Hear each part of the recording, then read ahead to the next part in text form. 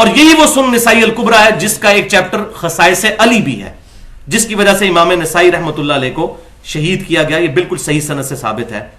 نحمدہ ونصلی علی رسولہ الکریم، اما بعد.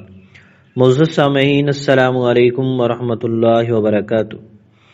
آپ نے انجینئر محمد علی مرزا کی گفتگو سنی جس میں وہ یہ بات کہہ رہا تھا کہ امام نسائی رحمۃ اللہ علیہ کی کتاب السنن الکبریٰ نسائی کا ایک چیپٹر ہے خصائص علی، اور خصائص علی کی وجہ سے ہی ان کو شہید کیا گیا. یہ بالکل صحیح سند سے ثابت ہے.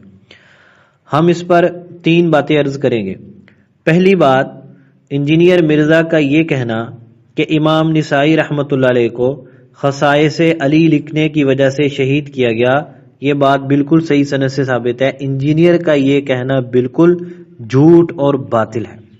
اگر کوئی انجینئر کا حواری سن رہا ہے تو وہ ہمت کرے دنیا کی کسی کتاب سے اس واقعہ کی صحیح سند ثابت کر دے جس سے یہ معلوم ہوتا ہو کہ سیدنا حضرت امام نسائی رحمۃ اللہ علیہ کو خصائص علی لکھنے کی وجہ سے شہید کیا گیا.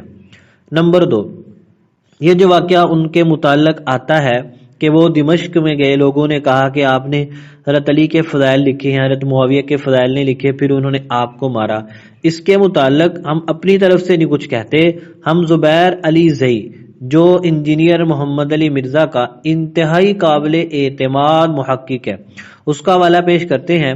اس نے اپنی کتاب مقالات جلد نمبر 6 صفحہ نمبر 272 سے لے کر 275 پر اس بات پر بحث کیا کہ حضرت امام نسائی رحمۃ اللہ علیہ کی وفات کسی ایسے واقعہ کی وجہ سے نہیں ہوئی، اور کتابوں میں جو ان کی وفات کے متعلق ذکر کیا جاتا ہے کہ ان کو ناصفیوں نے مارا یہاں تک کہ وہ شہید ہو گئے.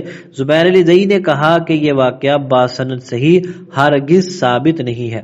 نمبر 3، ہم یہ بات بتا دیتے ہیں کہ حضرت امام نسائی رحمۃ اللہ علیہ کے شاگرد انتہائی ثقہ عالم امام بن یونس مصری رحمۃ اللہ علیہ نے لکھا کہ امام نسائی رحمۃ اللہ علیہ کی وفات 303 ہجری فلسطین میں ہوئی ہے. یعنی انہوں نے تو کوئی ایسی بات، کوئی ایسا واقعہ، کوئی شہادت، کوئی قتل کچھ نہیں ذکر کیا. انہوں نے فتوفیہ کا لفظ صاف استعمال فرمایا. اس سے معلوم ہوتا ہے کہ امام نسائی رحمۃ اللہ علیہ طبی طور پر انتقال کر گئے تھے. یہ جو بات انہوں نے بنائی ہوئی ہے ان کی وفات کے متعلق کہ ان کے اوپر شام میں ظلم ہوا جس کی وجہ سے شہید ہوئے، یہ واقعہ بالکل غلط اور باطل ہے. اس کے برعکس امام نسائی رحمۃ اللہ علیہ نے اپنی کتاب سنن نسائی میں سیدنا معاویہ رضی اللہ تعالیٰ کی فضیلت پر وہ روایت نقل کی ہے جس میں نبی مکرم صلی اللہ علیہ وسلم نے ارشاد فرمایا کہ میری امت کا پہلا لشکر جو باہری غزوہ کرے گا اس کے لیے اللہ نے جنت کو واجب کر دیا.